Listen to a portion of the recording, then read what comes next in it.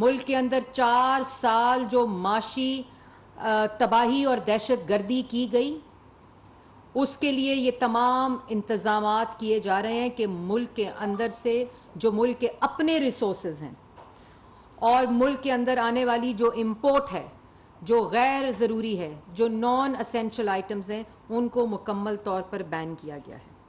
और ये एक इमरजेंसी सिचुएशन है मुल्क के अंदर, और इस वक्त पाकिस्तानियों को कुर्बानी देनी पड़ेगी एक इकोनॉमिक प्लान के तहत। और ये तमाम चीज़ें 2 महीने के लिए जो इसका फौरी फॉरेन रिज़र्व एक्सचेंज के ऊपर इम्पैक्ट आएगा, और सालाना ये तमाम चीज़ें बैन करने के साथ साथ सालाना जो इसका इम्पैक्ट है दीगर इक़दामात करने के बाद वो $6 बिलियन सालाना इम्पैक्ट होता है। और एक और बात भी मैं बताती चलूँ कि जो अव्वलीन तरजीह इस वक्त है वो हमारा इंपोर्ट के ऊपर जो डिपेंडेंसी है उसको कम करना और export oriented economic policy introduce कराई जा रही है। और इससे जो सबसे बड़ा इम्पैक्ट होगा वो local industry, local producers, local level के ऊपर जो मुल्क के अंदर इंडस्ट्री लगी हुई है, ये डायरेक्ट उसको फ़ायदा होगा। जो कंज्यूमर गुड्स हैं वो लोकली जो प्रोड्यूस होते हैं उसके उनके इस्तेमाल में इजाफा होगा। लोकल इंडस्ट्री जो है उसको तरक्की मिलेगी। मुल्क के अंदर लोकली इस इंडस्ट्री के इंक्रीज़ होने से जो रोज़गार है, जो 60 लाख लोग 4 साल में बेरोज़गार कर दिए गए, और जो तमाम इम्पोर्टेड काबीना, तर्जुमान, मुशीर जिनको यहाँ नौकरियाँ दी गई, जो इस वक्त तक एक्सपोर्ट हो चुके हैं, जिनकी शक्लें भी नज़र नहीं आती, तो मुल्क के अंदर लोकल इंडस्ट्री को फ़रोग़ देकर मुल्क के अंदर रोज़गार का इंतज़ाम इस इकनॉमिक प्लान के ज़रिए किया जा रहा है। उसके बाद जो इम्पॉर्टेंट चीज़ है कि और ये डायरेक्ट इसका इम्पैक्ट करंट अकाउंट डेफिसिट के ऊपर होगा।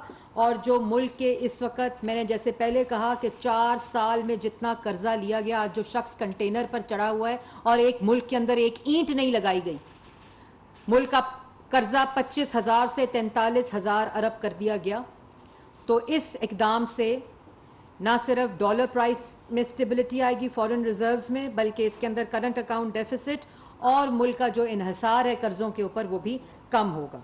और इसके साथ साथ ये भी कि जो मैंने आपको उसमें बताया कि जो मकामी सनत है उसमें इजाफा होगा, और इसके अंदर बड़ी गाड़ियाँ मुकम्मल तौर पर बैन की जा रही हैं। मोबाइल फ़ोन्स मुकम्मल तौर पर इम्पोर्टेड बैन किए जा रहे हैं। होम अप्लायंसेस मुकम्मल तौर पर इम्पोर्टेड बैन कर दी गई हैं। ड्राई फ्रूट्स और फ्रूट्स मुकम्मल तौर पर बैन कर दिया गया है। क्रॉकरी की तमाम आइटम्स बैन कर दी गई हैं। और प्राइवेट वेपन्स जो है इम्पोर्टेड वो बंद कर दिए गए हैं। शूज़ जो है वो भी कम्प्लीटली बैन कर दिया गया है। जो शैंडलियर्स और लाइटनिंग के इक्विपमेंट्स हैं मुकम्मल तौर पर बैन कर दिए गए हैं। डेकोरेशन पीसेस, जो फूड आइटम्स में सॉसेस हैं, फ्रोज़न मीट है, फ्रूट्स हैं, वो मुकम्मल तौर पर बंद कर दिए गए हैं। सैनिटरी वेयर मुकम्मल तौर पर बंद। जो डोर्स एंड विंडो फ्रेम्स हैं मुकम्मल तौर पर इम्पोर्ट जो है उसकी बंद कर दी गई है।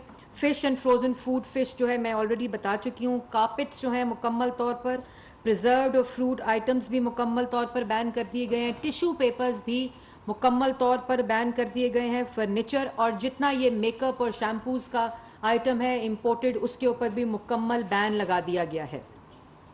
गाड़ियों का और मोबाइल फ़ोन्स का मैंने पहले बता दिया। कन्फेक्शनरी, जितनी कन्फेक्शनरी इंडस्ट्री में इम्पोर्टेड चीज़ें इस्तेमाल होती हैं मुकम्मल बैन लगा दिया गया है। लग्जरी मैट्रेसेस और स्लीपिंग बैग्स पे मुकम्मल बैन लगा दिया गया है। फ्रूट आइटम्स में जैम्स और जेलीज भी इंक्लूडेड हैं। Bathroom ware, toiletries, heater, blowers, sunglasses, kitchenware, aerated water, frozen meat, juices, pastas, ice cream, cigarettes, shaving goods, luxury leather, musical instruments, salon items, chocolates, तमाम चीज़ों के ऊपर मुकम्मल ban लगा दिया गया है।